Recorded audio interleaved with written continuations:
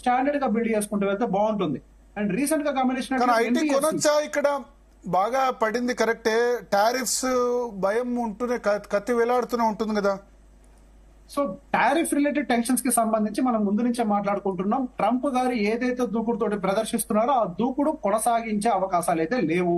వాళ్ళు టారిఫ్స్ పెంచడం వల్ల వేరే కంట్రీస్ మీద పడేటువంటి భారంతో పోల్చుకుంటే యుఎస్ మీద పడేటువంటి భారమే ఎక్కువగా ఉంటుంది. దాన్ని దృష్టిలో పెట్టుకొని మళ్ళీ ట్రంప్ గారు కూడా ఆయన యొక్క టోన్ ని డౌన్ చేసే ప్రయత్నం చేస్తున్నారు. మీ నెగోషియేషన్స్ కూడా రెడీగా ఉన్నాము అనే ఒక టోన్ ని బయటికి తీసుకొస్తున్నారు. సో టారిఫ్ రిలేటెడ్ టెన్షన్స్ అనేవి పెద్ద ఎత్తున కొనసాగుతాయి ఇక మీదట అని అనుకోవడానికి అయితే లేదు. ఒకవేళ టారిఫ్ రిలేటెడ్ టెన్షన్స్ కనుక కొనసాగుతాయి అని మార్కెట్ నమ్ముంటుంటే ఇంత పెద్ద రికవరీ అటు ఇండియన్ మార్కెట్స్ లో కానీ యుఎస్ మార్కెట్స్ లో కానీ వచ్చి ఉండేవి కాదు. సో టారిఫ్ రిలేటెడ్ టెన్షన్స్ కొద్దిగా తగ్గుతూ ఫెడ్ ఇంట్రెస్ట్ రేట్స్ కట్స్ వైపుగా అడుగులు వేస్తుందని ఒక హోప్ ఉంది కాబట్టి మనకి ఇప్పుడు మార్కెట్స్ లో ఈ మాత్రం రికవరీ వచ్చింది.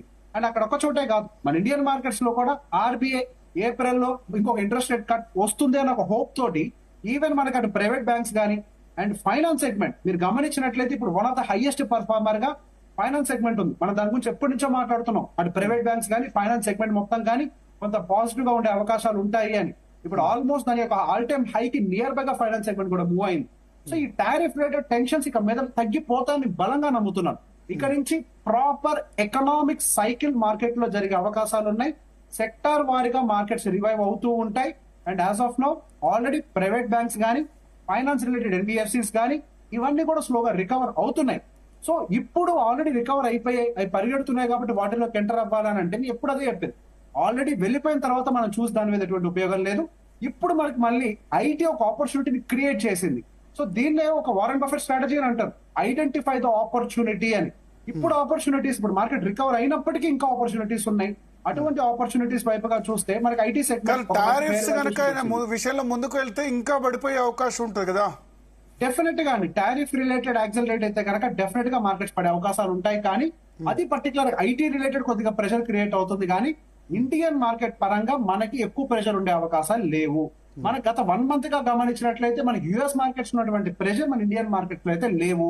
ఎందుకంటే మన ఇండియా కంప్లీట్ గా ఇప్పుడు సెల్ఫ్ డిపెండెంట్ గా ఉండే ప్రయత్నం చేస్తోంది. అంటే సెల్ఫ్ కన్సంప్షన్ రిలేటెడ్ ఎక్కువ ఫోకస్ చేసే ప్రయత్నం చేస్తుంది.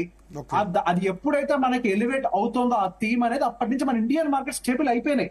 మన ఇండియన్ మార్కెట్ స్టేబుల్ అయింది, యుఎస్ మార్కెట్స్ పడడం మొదలు పెట్టాయి. టారిఫ్ రిలేటెడ్ టెన్షన్స్ ఏమన్నా యాక్సలరేట్ అయినా ఇండియన్ మార్కెట్ లో నీ జర్కే వస్తుంది, కానీ యుఎస్ మార్కెట్స్ కి పెద్ద ప్రమాదం. So going for the tariff related అసలు ఎక్కువగా యాక్సలరేట్ అవ్వదు అని ఫస్ట్ నమ్ముతున్నాను. బట్ స్టిల్ మీరు చెప్పిన కేసు జరిగినా మన ఇండియన్ మార్కెట్స్ పెద్ద ఎత్తున రియాక్ట్ అయ్యే అవకాశాలు లేవు. ఇప్పుడు ఫార్మ్ అయిన 22,000 బాటమ్ అనేది బ్రేక్ అయ్యే అవకాశాలు ఈ టారిఫ్ రిలేటెడ్ వల్ల మాత్రం జరగవు. ఏదన్నా ఓవర్ నైట్ యుద్ధాలు జరిగినా మరొక వైరస్ వస్తే మనం చెప్పలేదు. బట్ ఇప్పుడున్నటువంటి టెన్షన్స్ తోటి అయితే మార్కెట్ రియాక్ట్ అయ్యే అవకాశాలు నాకు కనిపించట్లేదు. ఇది ఒక మంచి ఆపర్చునిటీగానే కనిపిస్తోంది. ఇంకా లార్జ్ క్యాప్ ఇంకా అట్రాక్టివ్ వాల్యుయేషన్స్ లోనే కనపడుతున్నాయి. Mid and small cap still I'm bearish. ఇప్పుడు చాలా స్టాక్స్ మన రేటుకు మనకు వస్తే కనుక ఇప్పుడు అమ్మేయాలా. రిలయన్స్ లాంటిది ఇప్పుడు దాదాపు 13